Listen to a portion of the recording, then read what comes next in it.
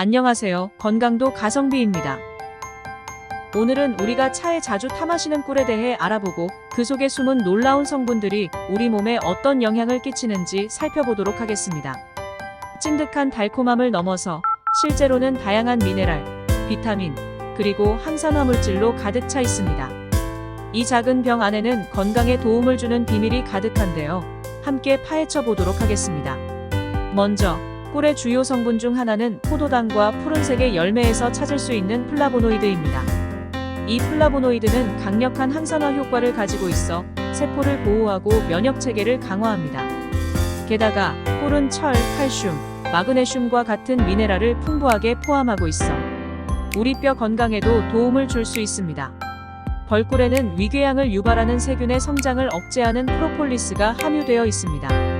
프로폴리스는 과산화 수소를 생성하여 항균 작용을 높여주는데 이는 위장 건강에 도움을 주는 효과가 있습니다. 또한 간 기능을 강화하고 체내의 콜레스테롤을 제거해 혈관과 간의 건강을 촉진합니다. 벌꿀은 피부 미용에도 사용되어 왔습니다. 내부에 포함된 비타민 B유과 니코틴산은 피부를 곱게 만들어주는 효과를 가지고 있습니다. 피부 미용에 자주 사용되며 주름 개선과 피부 탄력 향상에 도움을 줍니다. 이렇게 꿀은 기원전 2600년 전 이집트에도 기록돼 있을 정도로 오래전부터 약용으로 사용되었고 현대에도 가치를 인정받고 있습니다. 하지만 몇 가지 음식과 함께 섭취할 때는 조심해야 합니다. 오늘은 꿀과 함께 드시면 암과 치매 예방에 나쁜 최악의 음식들 3가지를 소개해드리면서 같이 먹으면 더 건강해지는 음식 3가지도 알아보겠습니다. 첫 번째는 두부입니다. 두부는 고단백, 저지방의 건강식품으로 알려져 있습니다. 그러나 꿀과 두부, 두 식품을 함께 섭취할 때 의외의 문제가 발생할 수 있습니다. 먼저, 꿀은 주로 포도당과 과당 그리고 소량의 유기산을 함유하고 있습니다.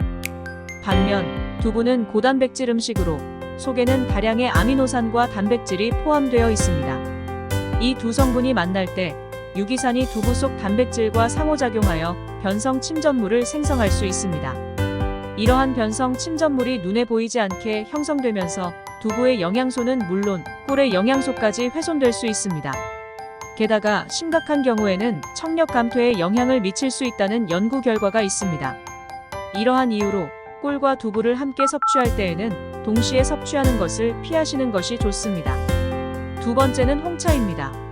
추운 날씨에 많이 찾게 되는 홍차에는 타닌이 풍부하게 함유되어 있습니다. 타닌은 철분 흡수를 방해하는 성분으로 알려져 있습니다.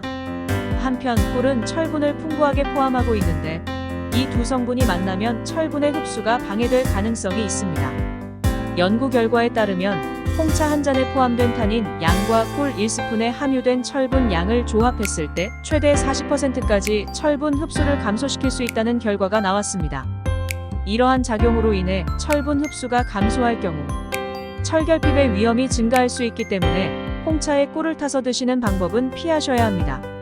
세 번째는 양파입니다. 양파는 거의 모든 음식에 감초 같은 역할을 하고 있는데요. 이런 양파와 꿀을 같이 먹는다 것은 상상하기 어렵지만 조림 같은 음식에 쓰일 수 있을 것 같습니다.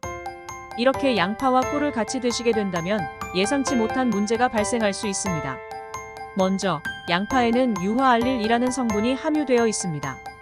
이 성분은 소화 과정에서 가스를 생성하며 꿀과 만나면 가스 생성이 증가하게 되어 눈에 해로운 영향을 끼칠 수 있다고 합니다. 양파를 곁들인 요리를 하실 때는 꿀보다는 설탕을 사용하시는 것이 좋을 것 같습니다. 다음으로 궁합이 좋은 음식에 대해서 알아보겠습니다. 첫 번째 음식은 마늘입니다. 꿀과 마늘의 조합은 면역 시스템을 강화하는 데 도움이 됩니다. 꿀에는 티아민과 같은 에너지 비타민이 풍부하게 포함되어 있습니다. 특히 마늘의 알리신 성분과 결합하면 알리티아민이 형성되어 흡수율이 증가합니다.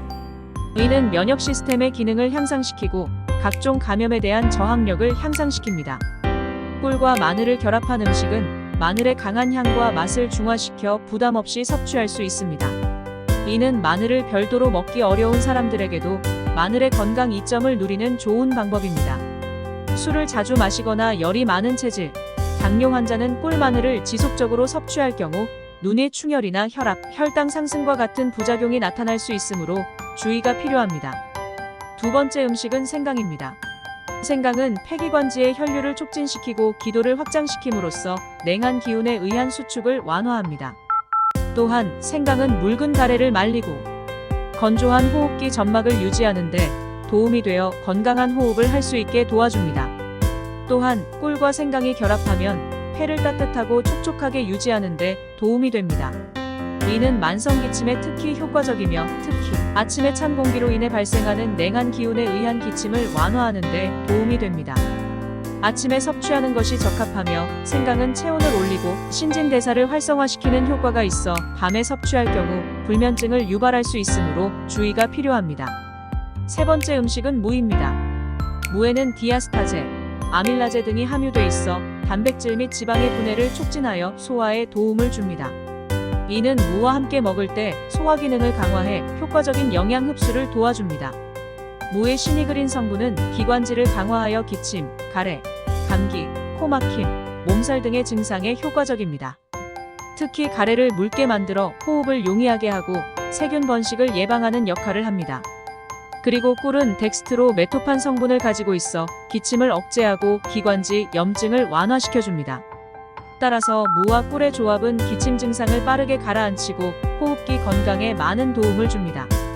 물을 찹쌀가루와 함께 끓여내어 건강한 무, 꿀차를 만들어 아침이나 저녁에 즐기면 기관지 건강과 면역력 강화에 도움이 될 것입니다.